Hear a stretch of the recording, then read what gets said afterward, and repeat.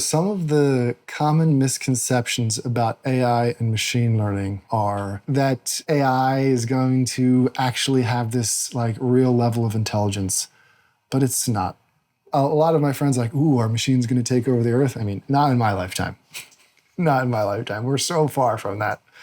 But that also gives these unrealistic expectations, even on professionals, when they're coming in and trying to understand what they can do with machine learning.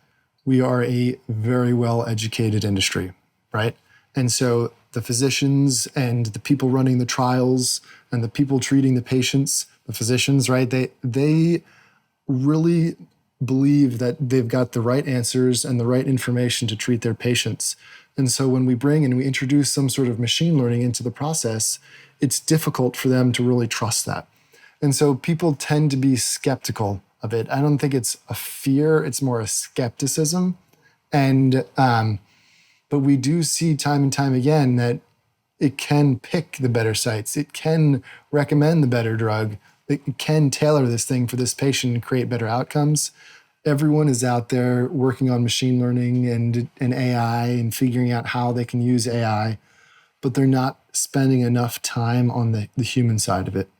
And well, the recipients and the users of these algorithms and these recommendations are people. And you need to understand that people make decisions in a oftentimes not data-informed way. They make decisions like humans do.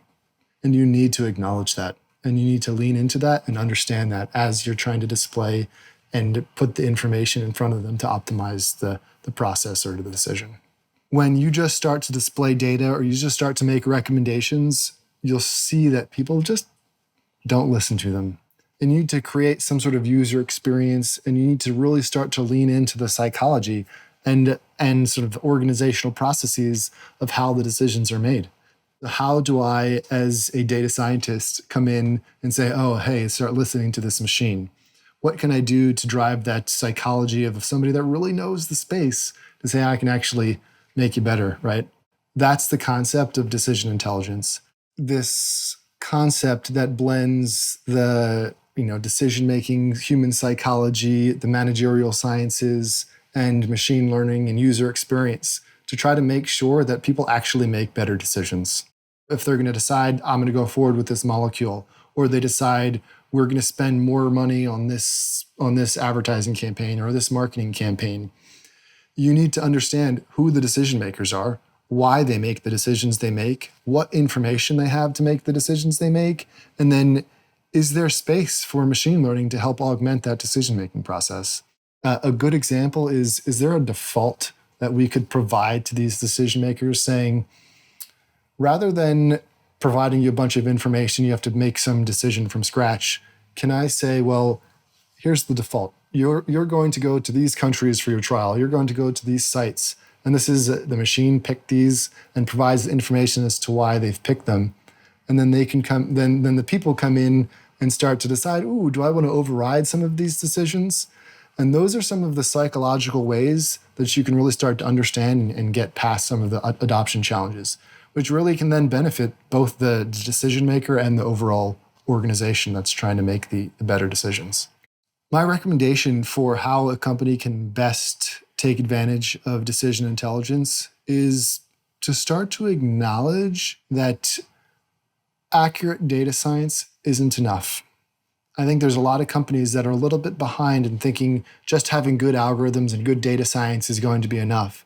And starting to measure, are people actually listening? And so once people start to measure, are people listening, they'll realize that a lot of times they aren't. And when you can really start to study that and making sure that you're focusing on that and then augmenting it with the information needed to change people's decision-making processes, then you start to get the adoption of AI and machine learning that you really need to get the value from it. Life sciences and healthcare, the decisions that we make are very critical. Obviously, other industries' decisions are critical, but oftentimes not quite as life and death. And so, we've spent a lot of time making sure that the experts in this field are very well educated. And so that means there's a very clear acknowledgement that these decisions are very important and need to be well informed. And so that's why when we start to see decision intelligence and machine learning and the value that it can bring, if we can improve those experts' decision-making process, it becomes so critical and so valuable because you're literally saving lives.